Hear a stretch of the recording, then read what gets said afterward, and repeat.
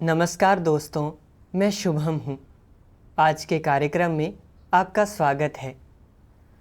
बहुत से बुज़ुर्ग ऐसी स्थिति का अनुभव करते हैं जैसे जैसे उनकी उम्र बढ़ती है, उनके स्वास्थ्य में गिरावट आने लगती है, याददाश्त कमज़ोर हो जाती है और उन्हें अपने कर्तव्य निभाने में भी मुश्किल होने लगती है। इस वजह से वे परेशानी और चिंता जैसी नकारात्मक भावनाओं में जीने लगते हैं। उन्हें यह डर सताता है कि वे अब कोई कर्तव्य नहीं निभा पाएंगे, बेकार हो जाएंगे और उद्धार पाने का अवसर भी खो देंगे। आज मैं जिनके अनुभव की गवाही पढ़ने जा रहा हूँ, वे भी ठीक ऐसे ही हालात में थे। अपनी ज़्यादा उम्र के कारण वे परेशानी और चिंता में जीते थे और कर्तव्य निभाने में भी उनका मन नहीं लगता था। बाद में बुजुर्गों की परेशानी और चिंता पर परमेश्वर की संगति को पढ़कर उनके दिल को सुकून मिला। वे उम्र के बंधनों से मुक्त हो गए और उन्हें अभ्यास का एक मार्ग मिल गया। आइए हम सब मिलकर उनकी गवाही सुने। मैं अब अपनी उम्र के कारण परेशान और चिंतित महसूस नहीं करता।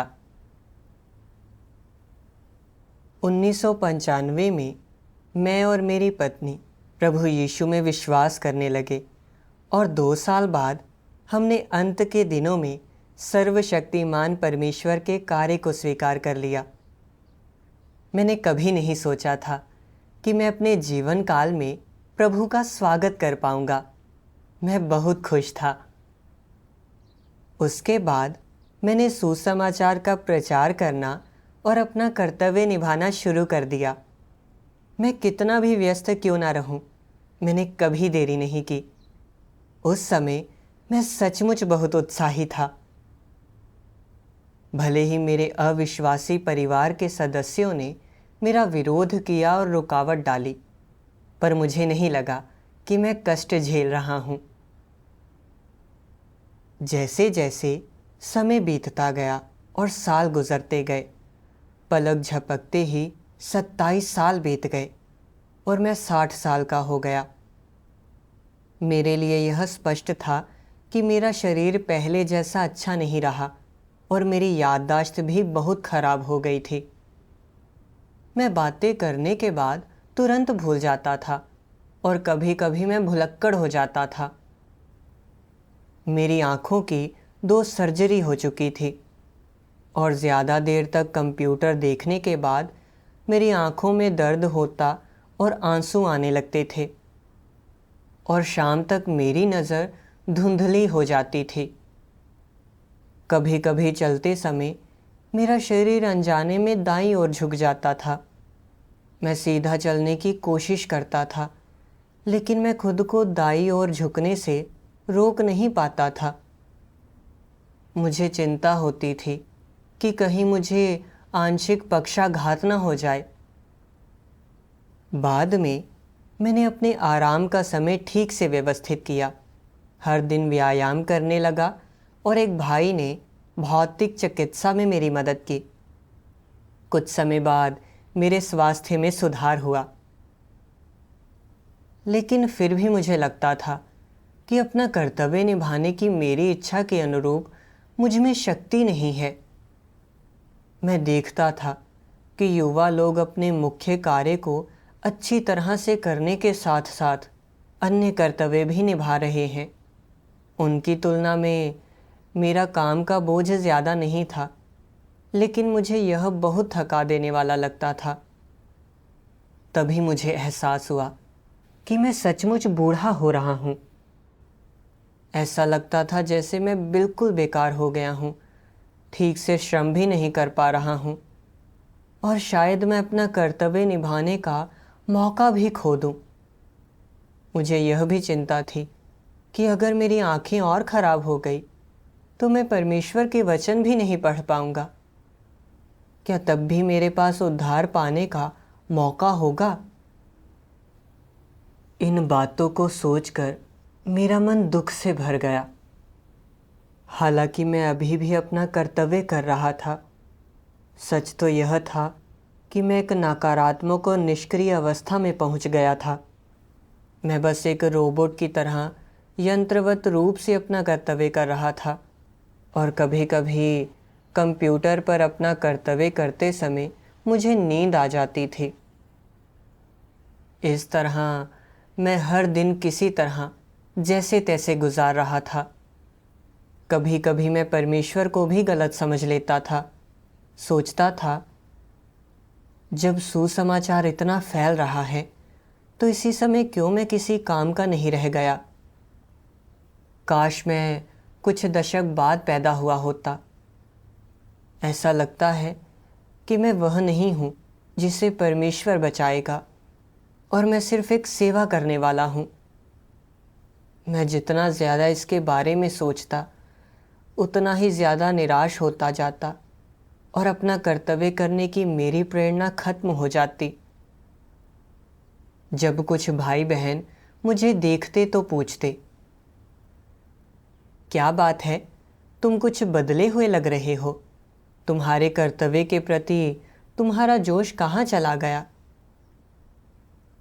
मैं बेबसी से जवाब देता, अब मैं बूढ़ा हो गया हूँ, मैं पहले जैसा नहीं रहा। उस दौरान मैं हमेशा नकारात्मकता में जी रहा था, लेकिन मुझे इसका कारण नहीं मिल पा रहा था। अपने दर्द की गहराई में मैंने परमेश्वर के वचनों का एक अंश सुना। सर्वशक्तिमान परमेश्वर कहता है, भाई बहनों के बीच 60 से लेकर 80 या 90 वर्ष तक की उम्र के बड़े बूढ़े भी हैं, जो अपनी बढ़ी हुई उम्र के कारण भी कुछ मुश्किलों का अनुभव करते हैं। ज्यादा उम्र होने पर भी जरूरी नहीं कि उनकी सोच सही या तार्किक ही हो और उनके विचार और नजरिए सत्य के अनुरूप हों। इन बड़े बूढ़ों को भी वही समस्याएं होती हैं और वे हमेशा चिंता करते हैं, अब मेरी सेहत उतनी अच्छी नहीं रही और मैं कौन से कर्तव्य निभा पाऊंगा, वे भी सीमित हो गए हैं। अगर मैं बस यह छोटा सा कर्तव्य निभाऊंगा तो क्या परमेश्वर मुझे याद रखेगा? कभी कभी मैं बीमार पड़ जाता हूँ और मुझे अपनी देखभाल के लिए किसी की ज़रूरत पड़ती है। जब मेरी देखभाल के लिए कोई नहीं होता तो मैं अपना कर्तव्य नहीं निभा पाता, तो मैं क्या कर सकता हूँ? मैं बूढ़ा हूँ, परमेश्वर के वचन पढ़ने के बाद मुझे याद नहीं रहते और सत्य को समझना मेरे लिए कठिन होता है। सत्य पर संगति करते समय मैं उलझे हुए और अतार्किक ढंग से बोलता हूँ और मेरे पास साझा करने लायक कोई अनुभव नहीं होते।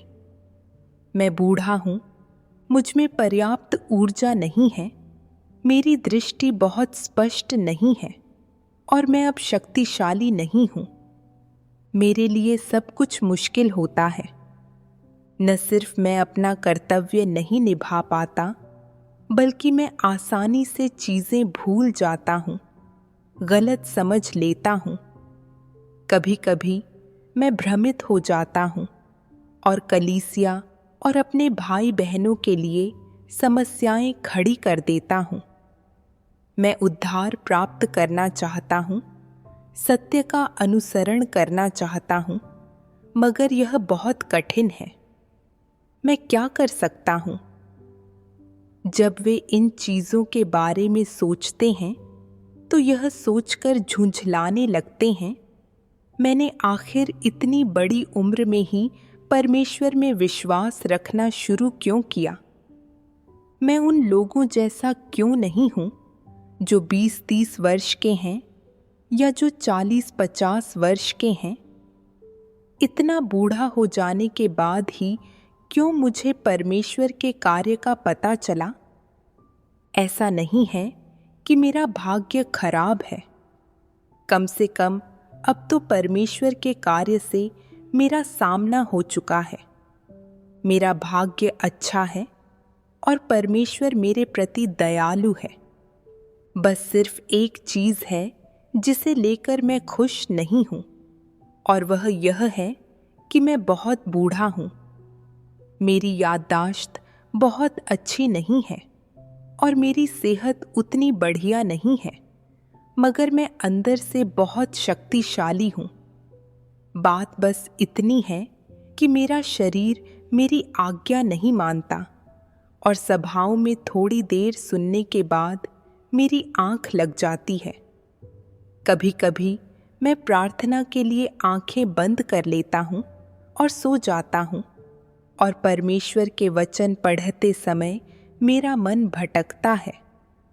थोड़ी देर पढ़ने के बाद मैं उनींदा हो जाता हूँ और सो जाता हूँ, और वचन मेरे दिमाग में नहीं उतरते। मैं क्या करूँ? ऐसी व्यावहारिक दिक्कतों के साथ भी क्या मैं सत्य का अनुसरण कर उसे समझने में समर्थ हूँ? अगर नहीं, और अगर मैं सत्य सिद्धांतों के अनुरूप अभ्यास न कर पाऊँ, तो कहीं मेरी पूरी आस्था बेकार न हो जाए? कहीं मैं उद्धार प्राप्त करने में विफल न हो जाऊं? मैं क्या कर सकता हूं? मैं बहुत चिंतित हूं। ये बूढ़े लोग अपनी उम्र के कारण संताप, व्याकुलता और चिंता में डूब जाते हैं। हर बार जब वे किसी दिक्कत, रुकावट, कठिनाई या बाधा का सामना करते हैं, वे अपनी उम्र को दोष देते हैं, यहाँ तक कि खुद से घृणा करते हैं और खुद को पसंद नहीं करते। लेकिन किसी भी स्थिति में इसका कोई फायदा नहीं होता, कोई समाधान नहीं मिलता और उन्हें आगे का रास्ता नहीं मिलता। कहीं ऐसा तो नहीं कि उनके लिए सचमुच आगे का रास्ता नहीं है? क्या कोई समाधान है? बूढ़े लोगों को भी अपने बूते के कर्तव्य निभाने चाहिए।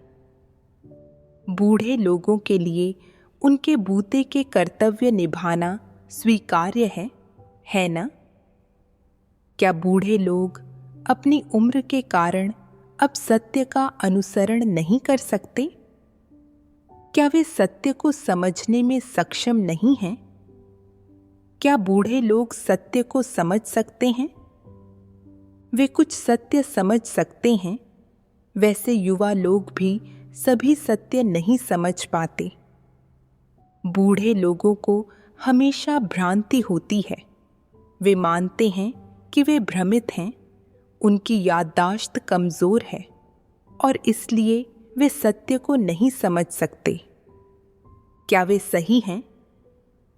हालांकि युवा बूढ़ों से ज़्यादा ऊर्जावान और शारीरिक रूप से सशक्त होते हैं, मगर वास्तव में उनकी समझने, बूझने और जानने की क्षमता बूढ़ों के बराबर ही होती है। क्या बूढ़े लोग भी कभी युवा नहीं थे? वे बूढ़े पैदा नहीं हुए थे और सभी युवा भी किसी न किसी दिन बूढ़े हो जाएंगे। बूढ़े लोगों को हमेशा यह नहीं सोचना चाहिए कि चूंकि वे बूढ़े, शारीरिक रूप से कमज़ोर, बीमार और कमज़ोर याददाश्त वाले हैं, इसलिए वे युवाओं से अलग हैं। असल में कोई अंतर नहीं है। परमेश्वर के वचन सुनने के बाद मैं समझ गया कि किसी व्यक्ति का युवावस्था से वृद्धावस्था में जाना एक सामान्य बात है। हर कोई युवावस्था और वृद्धावस्था दोनों से गुजरता है, लेकिन परमेश्वर की नज़रों में युवा और वृद्ध लोग एक समान हैं। बस युवा लोगों में वृद्ध लोगों की तुलना में ज़्यादा ऊर्जा और शारीरिक शक्ति होती है। हालांकि लोगों की समझने और बूझने की क्षमताएं समान होती है। परमेश्वर ना तो युवाओं की तरफदारी करता है, ना ही वह बुजुर्गों का तिरस्कार करता है। फिर भी मैं परमेश्वर के इरादे को स्पष्ट रूप से नहीं समझ पाया था। और यहाँ तक कि उन्हें गलत भी समझ लिया था। मैंने सोचा था कि चूंकि मैं बूढ़ा हो गया हूँ, मेरा स्वास्थ्य खराब है और मेरी नज़र कमज़ोर हो रही है, इसलिए मैं उस जोश के साथ अपना कर्तव्य नहीं कर सकता जैसा मैं युवावस्था में करता था, और इसलिए मुझे बचाया नहीं जा सकता। मैंने परमेश्वर से यह भी शिकायत की कि सुसमाचार के फैलने के इस चरण से पहले उन्होंने मुझे इतना बूढ़ा क्यों होने दिया। मैं सचमुच कितना बेतुका था। इन विकृत विचारों ने मुझे परेशान कर दिया, मुझे नकारात्मक बना दिया। मैंने सत्य का अनुसरण करना बंद कर दिया और मैं अपने दिन जैसे तैसे गुजारने लगा। मैं वे बुनियादी काम भी नहीं कर रहा था जो मुझे करने चाहिए थे या जो मैं कर सकता था। परमेश्वर ने कहा कि वृद्ध लोग अपनी क्षमता के अनुसार अपने कर्तव्य कर सकते हैं। वास्तव में वृद्ध लोगों के लिए उपयुक्त कई कर्तव्य हैं, जैसे भाइयों और बहनों की मेज़बानी करना, सुसमाचार का प्रचार करना, नए लोगों को सींचना और उपदेश लिखना। जब तक कोई व्यक्ति अपना कर्तव्य करने और परमेश्वर को संतुष्ट करने को तैयार है, तब तक उसके लिए करने को बहुत सारे कर्तव्य हैं। हालांकि मैं बूढ़ा था, कलीसिया ने फिर भी मुझे अपना कर्तव्य निभाने के अवसर दिए थे। मैं ऑनलाइन सुसमाचार का प्रचार कर सकता था और नए लोगों को ऐसा करने के लिए विकसित कर सकता था। ऐसे कई कर्तव्य थे जो मैं कर सकता था, लेकिन चूंकि मैं लगातार अपनी तुलना युवा लोगों से करता रहता था और मैं अपने वर्तमान कर्तव्य को अच्छी तरह से करने के लिए अपने मन को शांत नहीं कर सका। जब मैंने इसके बारे में सोचा तो मैंने देखा कि मेरी समस्याएं और कठिनाइयां हल की जा सकती थी। मेरी याददाश्त कमज़ोर थी तो मैं नोट्स ले सकता था। ज़्यादा देर तक कंप्यूटर का उपयोग करने से आँखों में तकलीफ़ होने पर मैं थोड़ा रुक सकता था और आँखों के व्यायाम कर सकता था। मैं आँखों की थकान दूर करने के लिए गर्म सिकाई का भी उपयोग कर सकता था। इन बातों का एहसास होने पर अब मैं अपनी उम्र से प्रभावित नहीं रहा और मैं अपनी क्षमता के अनुसार अपना कर्तव्य अच्छी तरह से करने को तैयार हो गया। उसके बाद मैंने सोचा, ऐसा क्यों है कि जब मैं जवान था तो मेरे कर्तव्य कितने भी कठिन या थकाऊ क्यों ना हो, मुझ में हमेशा ऊर्जा रहती थी। लेकिन अब जब मैं बूढ़ा हो गया हूँ और मेरा स्वास्थ्य ठीक नहीं है, तो यह सोचकर कि अब मैं उतना नहीं कर सकता, मैं निष्क्रिय और नकारात्मक क्यों महसूस करता हूँ। तब मुझे परमेश्वर के वचनों के 2 अंश याद आए जो मैंने पहले पढ़े थे। सर्वशक्तिमान परमेश्वर कहता है, इसमें हमें पूर्व की एक अज्ञात समस्या का पता चलता है। मनुष्य का परमेश्वर के साथ संबंध केवल एक नग्न स्वार्थ है। यह आशीष लेने वाले और देने वाले के मध्य का संबंध है। स्पष्ट रूप से कहें तो यह एक कर्मचारी और एक नियोक्ता के मध्य का संबंध है। कर्मचारी केवल नियोक्ता द्वारा दिए जाने वाले प्रतिफल प्राप्त करने के लिए कठिन परिश्रम करता है। इस प्रकार के हित आधारित संबंध में कोई स्नेह नहीं होता, केवल एक लेन देन होता है। प्रेम करने या प्रेम पाने जैसी कोई बात नहीं होती, केवल दान और दया होती है। कोई समझ नहीं होती, केवल असहाय दबा हुआ आक्रोश और धोखा होता है। कोई अंतरंगता नहीं होती, केवल एक अगम खाई होती है। अब जबकि चीजें इस बिंदु तक आ गई हैं, तो कौन इस क्रम को उलट सकता है? और कितने लोग इस बात को वास्तव में समझने में सक्षम हैं कि यह संबंध कितना भयानक बन चुका है?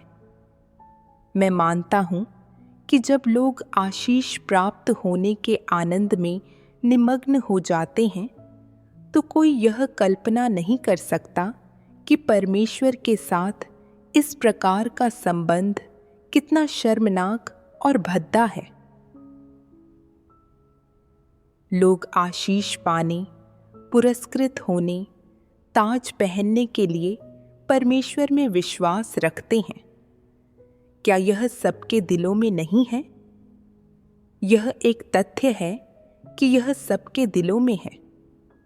हालांकि लोग अक्सर इसके बारे में बात नहीं करते, यहाँ तक कि वे आशीष प्राप्त करने का अपना मकसद और इच्छा छिपाते हैं। फिर भी यह इच्छा और मकसद लोगों के दिलों की गहराई में हमेशा अडिग रहा है।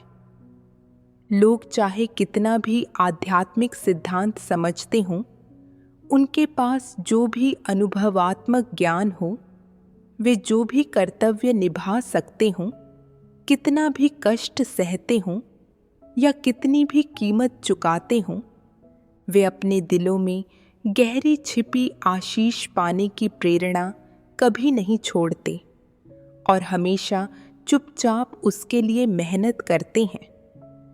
क्या यह लोगों के दिल के अंदर सबसे गहरी दबी बात नहीं है? आशीष प्राप्त करने की इस प्रेरणा के बिना तुम लोग कैसा महसूस करोगे? तुम किस रवैये के साथ अपना कर्तव्य निभाओगे और परमेश्वर का अनुसरण करोगे? अगर लोगों के दिलों में छिपी आशीष प्राप्त करने की यह प्रेरणा खत्म हो जाए तो ऐसे लोगों का क्या होगा? संभव है कि बहुत से लोग नकारात्मक हो जाएंगे, जबकि कुछ अपने कर्तव्यों के प्रति उदासीन हो जाएंगे। वे परमेश्वर में अपने विश्वास में रुचि खो देंगे, मानो उनकी आत्मा गायब हो गई हो। वे ऐसे प्रतीत होंगे मानो उनका हृदय छीन लिया गया हो। इसीलिए मैं कहता हूं कि आशीष पाने की प्रेरणा ऐसी चीज है जो लोगों के दिल में गहरी छिपी है। परमेश्वर के प्रकाशन के वचन पढ़ने के बाद मुझे गहरी शर्मिंदगी महसूस हुई। मैंने केवल परमेश्वर के आशीष पाने के लिए उसमें विश्वास किया और त्याग किए। जब मैं जवान था तो मैं उत्साहपूर्वक सुसमाचार का प्रचार कर पाता था और परमेश्वर के लिए खुद को खपाने को तैयार रहता था। और दर्द या थकावट कितनी भी क्यों ना हो, मैंने कभी शिकायत नहीं की, क्योंकि मैं सोचता था कि जब तक मैं अधिक काम करूँगा और अच्छे कर्म तैयार करने के लिए अधिक सुसमाचार का प्रचार करूँगा, तो मैं परमेश्वर द्वारा बचाया जाऊँगा और उसके आशीष प्राप्त करूँगा। पलक झपकते ही 20 से अधिक वर्ष बीत गए और अब अपनी वृद्धावस्था और खराब स्वास्थ्य में मैं जितने कर्तव्य कर सकता था उनकी सीमा सीमित हो गई थी। इसलिए मैंने सोचा कि अब मैं आशीष प्राप्त नहीं कर सकता या बचाया नहीं जा सकता। तब मैंने आशीषों के लिए अपनी इच्छा को टूटते हुए देखा तो मैं निराश हो गया और मैंने खुद पर से उम्मीद छोड़ दी। मैं वह भी नहीं करना चाहता था जो मुझे करना चाहिए था और जो मैं कर सकता था। मेरी पहले की तथाकथित आस्था और प्रेम सब खत्म हो गया था। मुझे यहाँ तक लगने लगा कि अब परमेश्वर में विश्वास करने का कोई मतलब नहीं है। मेरा हृदय परमेश्वर के प्रति गलतफहमी और शिकायतों से भर गया था। मुझे एहसास हुआ कि परमेश्वर में मेरा विश्वास सिर्फ आशीषों के लिए था और मैंने जो कीमत चुकाई थी वह परमेश्वर के साथ सौदा करने का एक प्रयास था। मैंने अपने आसपास के कई बुजुर्ग भाइयों और बहनों के बारे में सोचा, जिनमें से कुछ मुझसे भी बड़े थे, और इस बारे में कि वे सभी चुपचाप अपनी क्षमता के अनुसार अपना कर्तव्य कैसे कर रहे थे। मैं ऐसा क्यों नहीं कर सका? मैं लगातार चिंता में जीता था और मैं ऐसे कोई सत्य नहीं खोजता था जो मेरे लिए उपलब्ध थे। क्या मैं बस निष्क्रिय रूप से विनाश की प्रतीक्षा नहीं कर रहा था? शैतान मेरी विभिन्न मुश्किलों, जैसे कि मेरी वृद्धावस्था, खराब स्वास्थ्य, खराब याददाश्त और धुंधली दृष्टि, का उपयोग मुझे परेशान करने के लिए कर रहा था, इस उम्मीद में कि मैं परमेश्वर में अपनी आस्था खो दूं और सत्य का अनुसरण करने का अपना मौका छोड़ दूं। मैं अब शैतान की चालों में नहीं फंस सकता था। मुझे परमेश्वर के प्रेम का बदला चुकाने के लिए अपना कर्तव्य अच्छी तरह से करना था। बाद में मैंने परमेश्वर के कुछ वचन पढ़े। सर्वशक्तिमान परमेश्वर कहता है, चाहे मैं तुम लोगों को पिछड़ा हुआ कहता हूं या निम्न क्षमता वाला, यह सब तथ्य है। मेरा ऐसा कहना यह प्रमाणित नहीं करता कि मेरा तुम्हें छोड़ने का इरादा है, कि मैंने तुम लोगों में आशा खो दी है, और यह तो बिल्कुल नहीं कि मैं तुम लोगों को बचाना नहीं चाहता। आज मैं तुम लोगों के उद्धार का कार्य करने के लिए आया हूं, जिसका तात्पर्य है कि जो कार्य मैं करता हूं वह उद्धार के कार्य की निरंतरता है। प्रत्येक व्यक्ति के पास पूर्ण बनाए जाने का एक अवसर है, बशर्ते तुम तैयार हो, बशर्ते तुम खोज करते हो। अंत में तुम इस परिणाम को प्राप्त करने में समर्थ होगे और तुम में से किसी एक को भी त्यागा नहीं जाएगा। यदि तुम निम्न क्षमता वाले हो तो तुमसे मेरी अपेक्षाएं तुम्हारी निम्न क्षमता के अनुसार होंगी। यदि तुम उच्च क्षमता वाले हो तो तुमसे मेरी अपेक्षाएं तुम्हारी उच्च क्षमता के अनुसार होंगी।